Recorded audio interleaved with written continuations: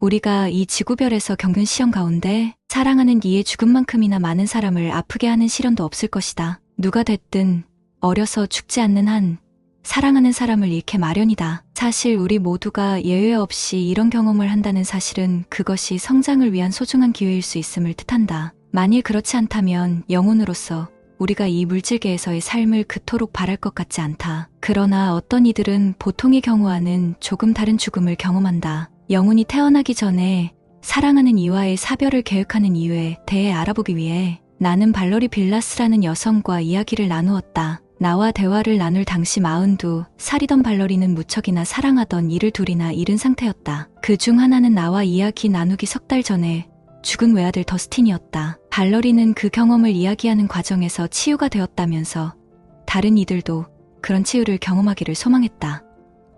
그 아이와는 뭐든지 함께 했지요. 인디언 가이드 캠프에도 함께 가고 야구랑 농구도 같이 했어요. 한 번은 아이가 아직 어렸을 때였는데 야구를 해보고 싶다는 거예요. 들판으로 차를 몰고 갔지요.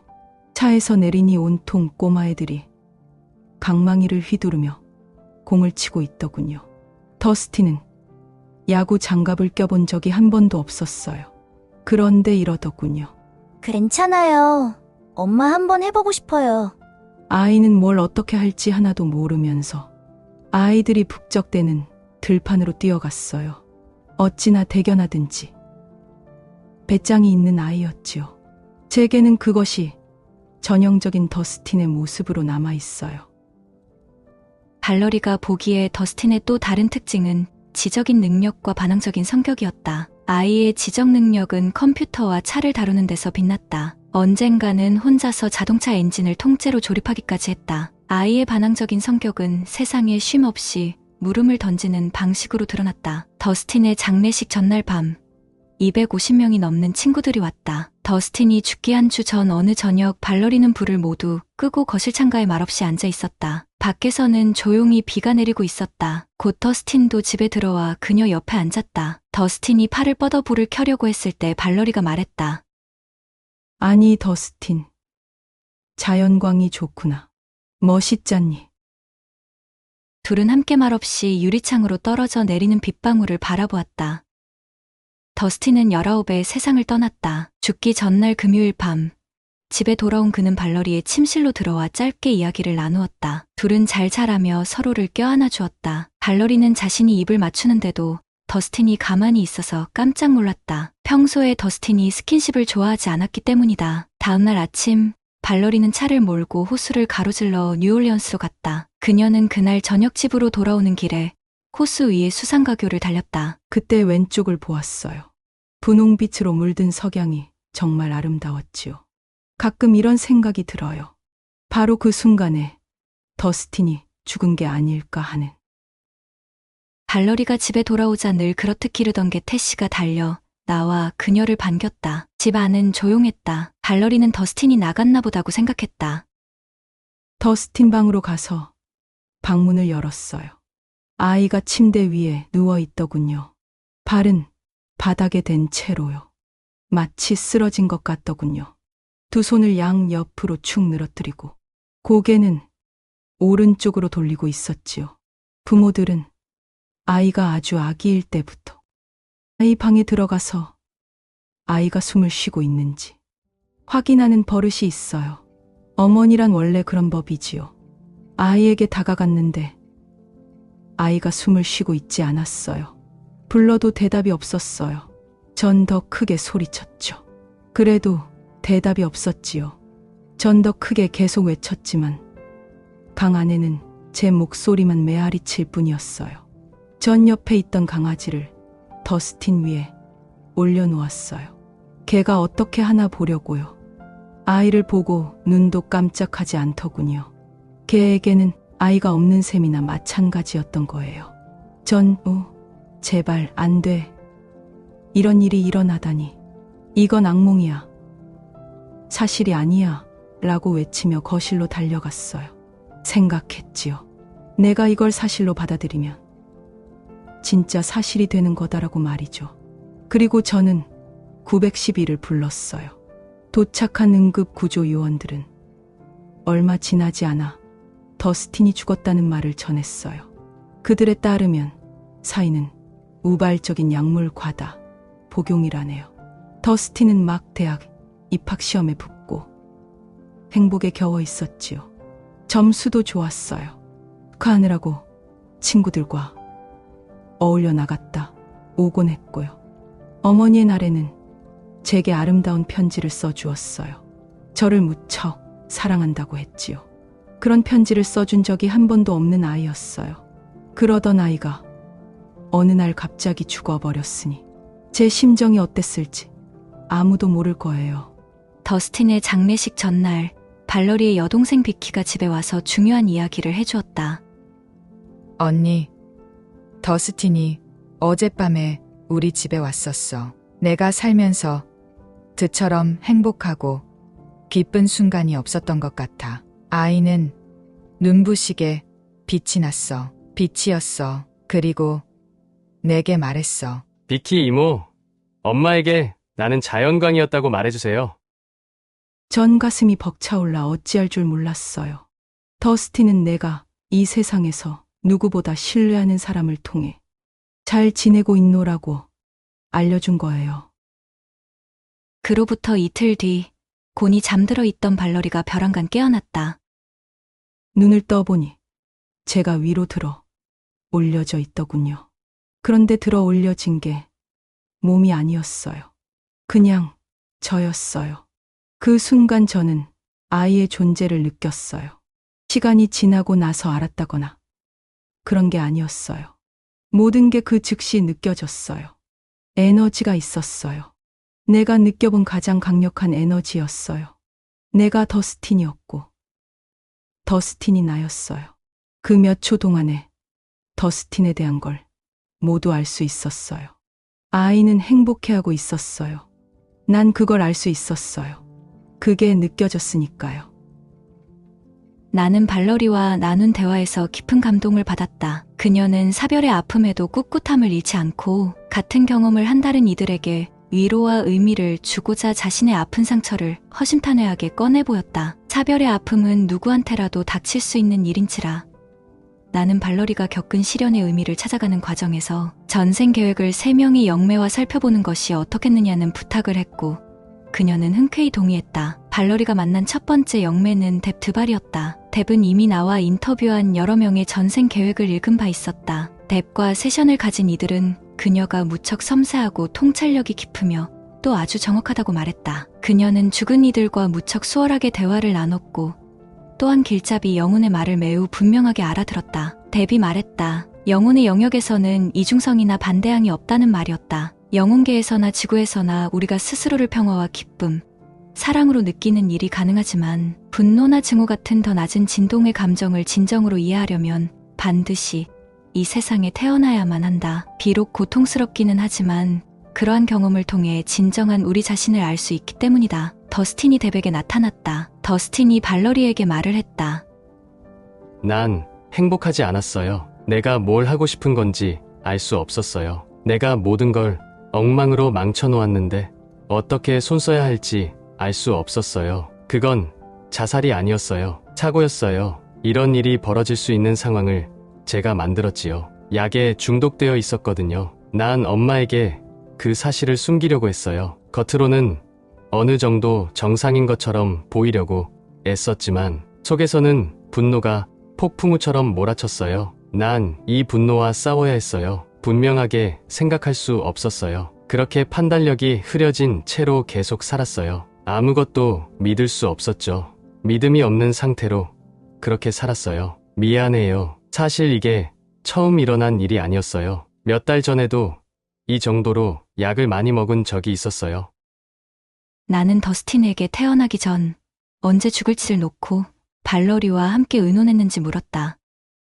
난 25이 되기 전에 죽게 되어 있었어요. 죽는 시점으로 고를 수 있는 시간이 15살부터, 그러니까 10년 동안 있었지요. 각본을 짤 때 제 계획은 만일 25 넘어까지 살아있으면 그대로 세상에 남는다는 것이었어요. 내게 선택권이 있었던 셈이죠. 그 선택은 영혼의 차원에서 이루어진 것이었어요. 발러리가 물었다. 무슨 균형을 맞추려고 한 거였니? 혹시 내게 뭘 가르쳐 주기 위한 거였니? 데비 말했다. 둘 모두에게 배움을 주기 위한 거죠. 그때 데비의 머릿속에 발러리의 전생 중 하나가 떠올랐다. 과거 생에서 발러리는 더스틴의 딸이었어요. 발러리가 먼저 죽었군요. 말을 타다가 떨어져서 그렇게 된 거였어요. 발러리가 땅을 개간하고 있네요. 농사를 짓고 있어요. 개척시대군요. 개척시대 사람들의 옷차림이 보여요. 더스틴이 가슴이 찢어지듯이 아파하고 있어요. 나는 데백에 발러리가 이번 생에서 역할을 바꾸어 그런 일을 겪는 게 무얼 배우기 위한 것인지 물었다. 길잡이 영혼에게서 이런 말이 들리네요. 그녀는 은총의 단계에 있습니다. 증형적으로 더 높은 단계로 가고 있다는 뜻이에요. 그 일로 인해 배우기로 계획되었던 많은 것들이 생략되기도 하고 훨씬 더 쉽게 배우는 쪽으로 수정되기도 했어요. 이미 커다란 성장이 일어났네요. 나는 수많은 삶의 계획들을 살펴보면서 카르마나 계획된 배움을 생략할 수 있게 하는 것이 바로 은총임을 알았다. 발러리의 경우는 외아들의 갑작스러운 죽음이 그녀의 삶에 워낙 강한 영향을 미친 까닭에 원래 계획되어 있던 다른 배움들이 불필요하게 된 것이었다. 나는 전에 영매 스테이시 웰즈가 설명해준 전생 계획의 삶의 차트가 떠올랐다. 그 차트에는 어떤 선택을 하는지에 따라 각각 달라지는 결과가 적혀 있었다. 발러리의 삶의 차트에도 그러한 도표가 분명 있었을 것이다. 즉 발러리가 아들의 죽음에서 무엇인가를 배운다면 X라는 일이 일어나고 배우지 못하면 Y라는 일이 일어나게 되어 있었을 것이다. 하지만 발러리에게 은총의 결과로 생긴 커다란 성장이란 무엇일까? 연민과 공감이지요. 맞는 말이에요. 그것은 이제 제 자신의 일부가 되었어요. 절대로 사라지지 않을 깨달음이지요. 발러리는 이제 연민과 공감을 영원히 자기 것으로 만들어 활용하고 있어요. 그 말이 얼마나 사실에 잘 부합하는지는 그 순간 뎁 자신도 알지 못했다. 허리케인 카트리나가 뉴올리언스를 강타했을 때 발러리는 편의점에서 물건을 사고 있었다. 그때 건물 복도에 혼자 서 있는 여자 하나가 발러리의 눈에 들어왔다. 그 여자는 겁에 질려 온몸을 떨며 울고 있었다.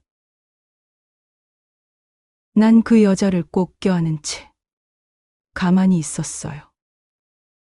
그 순간 발러리는 공감과 연민 그 자체였다. 이처럼 신성함을 몸으로 표현하는 것. 이것이야말로 영혼이 물질계로 들어오려는 주된 동기다. 발러리가 만일 사별의 아픔을 직접 겪어보지 않았다면 그처럼 깊은 공감과 연민을 표현할 수는 없었을 것이다. 그 순간 발러리는 자신의 아픔을 사랑으로 바꾸었다. 고통을 이겨낸 것이다. 뎁, 당신의 길잡이 영혼들은 고통을 피하고 싶어하는 이들에게 무슨 말을 해줄 수 있을까요?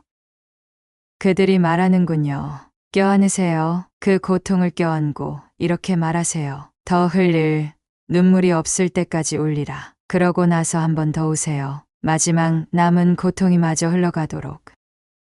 그러자 다시 더스틴이 말하기 시작했다.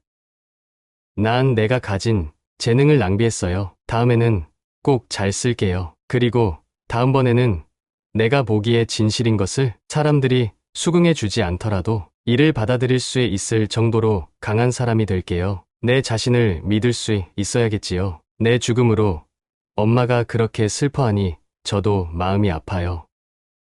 하지만 그건 우리가 같이 결정한 거였잖아.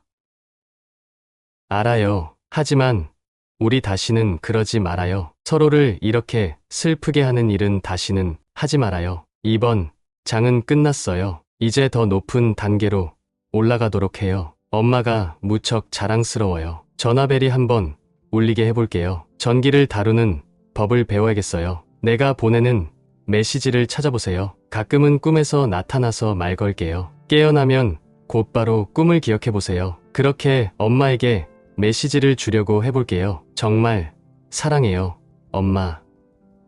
나도 사랑한다, 아들아. 알고 있어요. 여기서도 사랑을 느껴요. 조금 다르게 느끼지만요. 훨씬 강력하지요. 더스틴.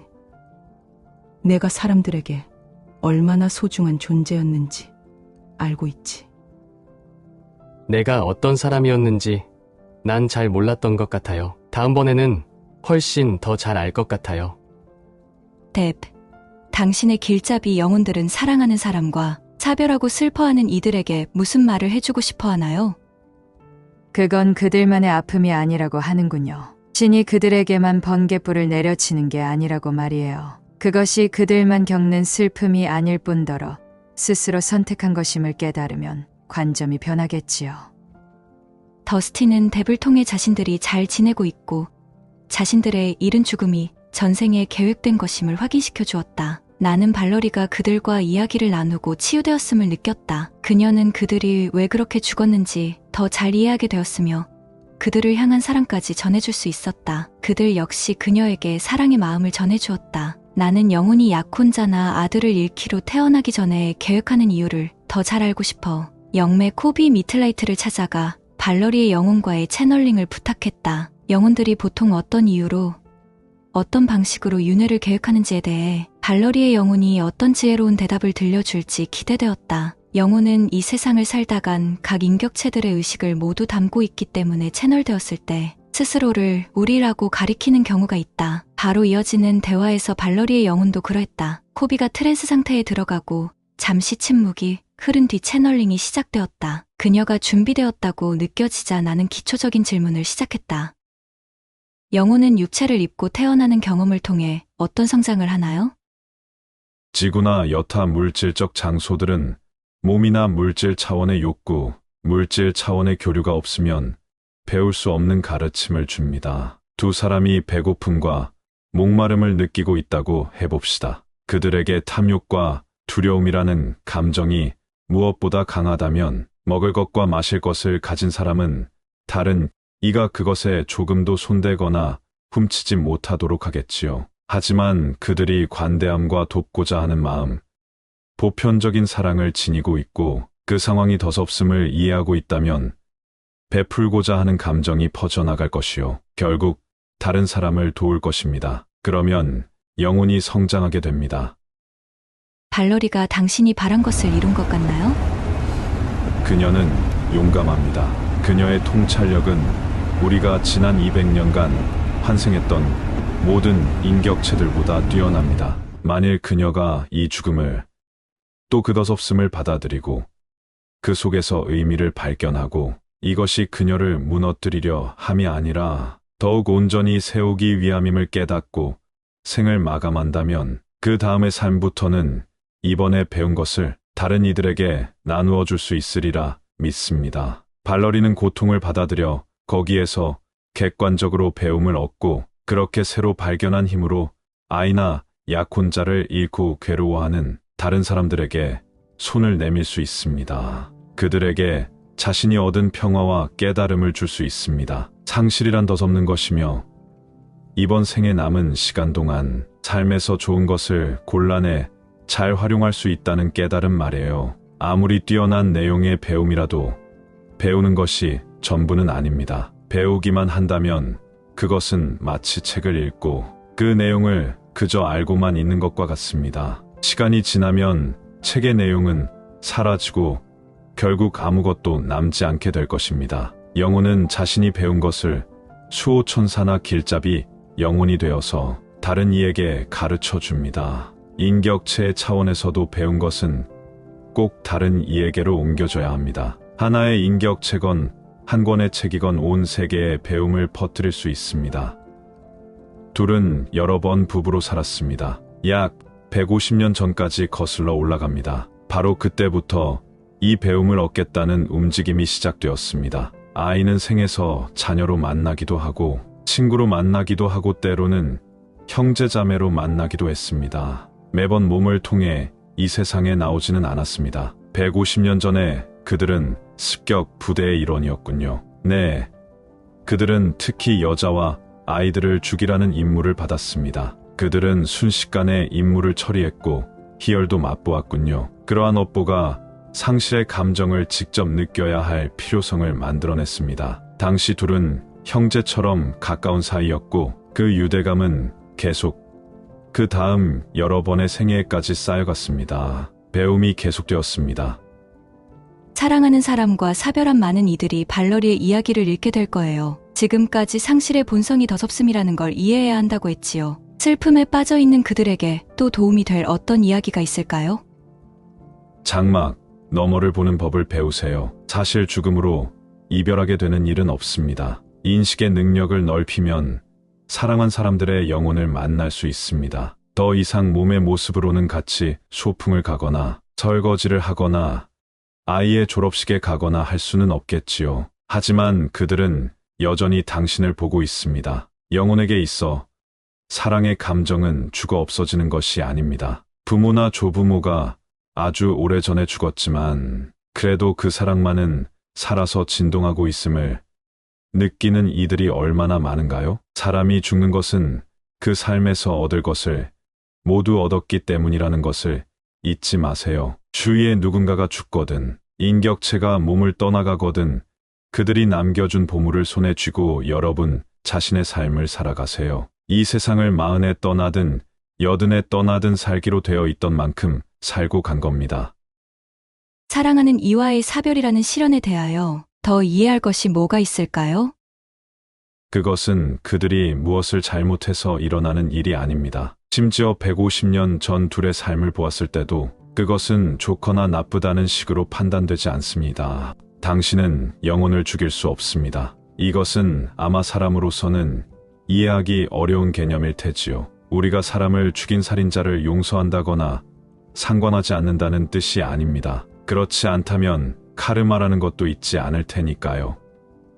삶의 계획을 짜는 것에 대령 혹은 신과 의논하는 과정도 들어가나요?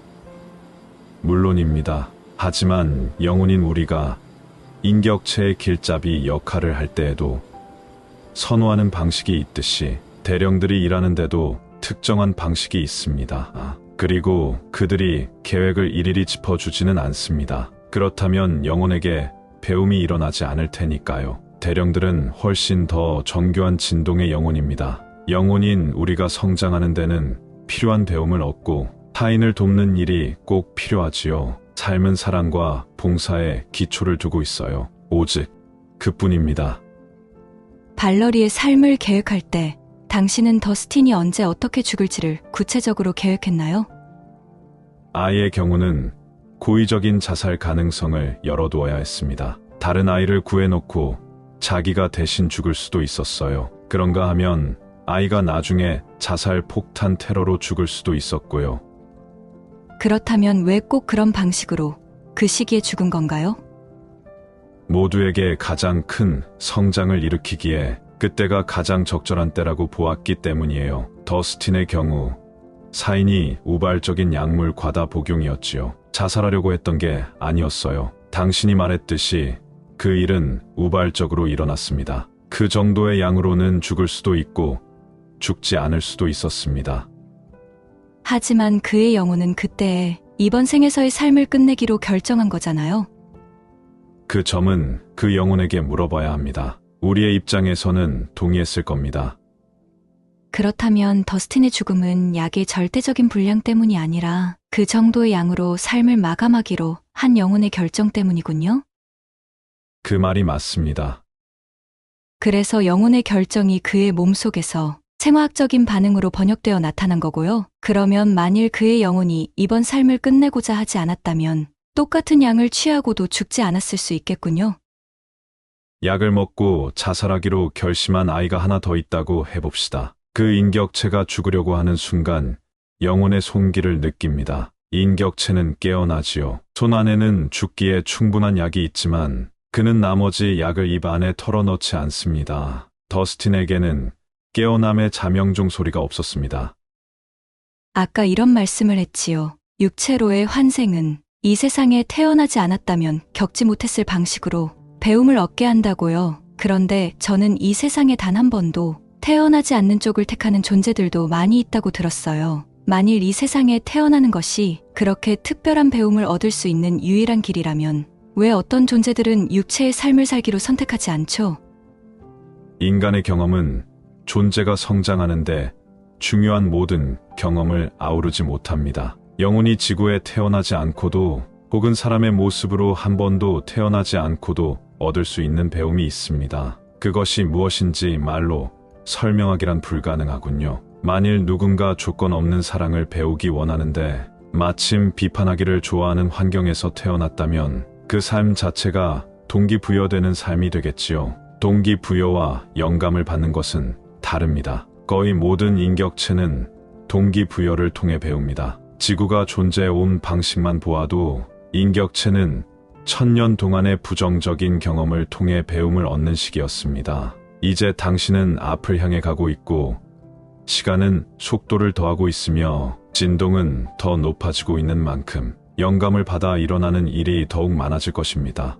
전생 계획에는 한 가지 방식만 있지는 않습니다. 어떤 영혼들은 성장의 단계에서 모든 것이 완벽하게 계획되어야 합니다. 영혼은 나이가 들면서 선택의 문을 더 많이 열어두고자 합니다. 지구에 처음으로 태어나는 영혼이 수없이 많이 태어나 본 영혼과 똑같은 가능성을 열어두고 삶을 계획하리라 생각하지는 않겠지요. 성장 진도에 있어서 모든 영혼이 똑같을 수는 없습니다. 인격체와 카르마를 만들어내는 방법도 제각기 다르지요. 허리케인으로 사랑하는 이를 잃은 사람들이 많은 곳에서 그녀의 존재는 아주 독보적입니다. 상시의 덧없음을 진실로 배우고 그 배움을 전해주려 다른 이들에게 손을 내밀기에 뉴올리언스만큼 좋은 곳도 없습니다. 그녀도 알고 있을 것입니다. 영혼은 강의 계획표를 주지 않지요. 가령 우리가 A, B, C를 하시오라고 말한다면 그녀는 의식의 눈을 뜨지 못할 것이고 도전하고자 하지 않을 것이며 따라서 생의 순간을 음미할 수도 없겠지요. 가끔 사람들은 뭔가가 잘못될까봐 혹은 뭔가를 빠뜨릴까봐 겁이 나서 아주 많은 세부 사항을 원합니다. 하지만 그것은 옳지 않습니다. 그녀가 스스로에게 허락할 수 있는 기회들이 아주 많이 있습니다. 그 기회들을 고르고 선택하는 건 그녀의 몫입니다. 그렇지 않다면 그 사람은 사실 자동 인형에 불과하지 않을까요? 발러리는 나중에 이렇게 말했다. 인간의 고통이라는 것이 무엇인지 속속들이 이해하게 되었어요.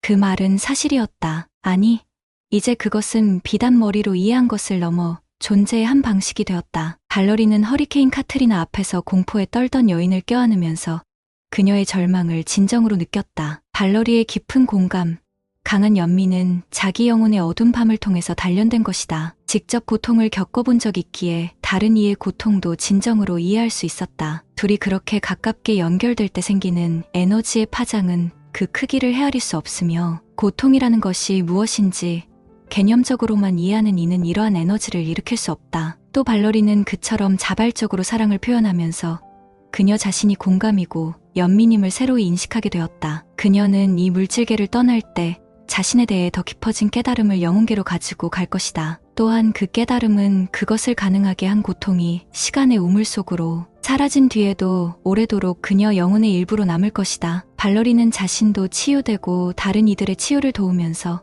쓰라리거나 격앙된 감정 같은 죽음에 따라붙는 감정과는 아주 다른 내적 고요와 안정감, 균형 감각으로 내면을 채우게 될 것이다. 이건 역시 그녀의 계획에 속한다. 발러리는 스스로 전생 계획 세션에서 말했듯이 다른 생에서 균형 잃은 삶을 여러 번 살았다. 영혼은 균형을 이루지 못하고 한 생을 마치면 그 다음 생에서 그 균형을 추구한다. 더스틴이 발러리를 떠나기로 결정한 것은 인간의 차원에서는 선뜻 이해하기 힘들겠지만 영혼의 차원에서는 사랑의 바탕을 두고 계획한 것이다. 그들은 자신 그리고 발러리를 포함해 삶을 함께할 모든 이들을 더 높이 성장시켜 줄 삶의 각본을 짰다. 실제로 발러리를 중심점으로 다시 이끌어준 것은 그들의 죽음이 야기한 불균형이었다. 영혼의 관점으로 상시의 덧없음을 깨달을 때 발러리는 다시금 중심을 회복하고 이번 생에서 용기를 갖고 삶의 계획에 순응함으로써 발러리는 자신의 길잡이, 영혼이 말한 자존감을 찾게 될 것이다. 더스틴 없이도 용기 있게 살아가는 자신의 모습을 날마다 확인하고 자신이 경험하는 모든 것을 계획한 힘이 있는 창조자가 바로 자신임을 알며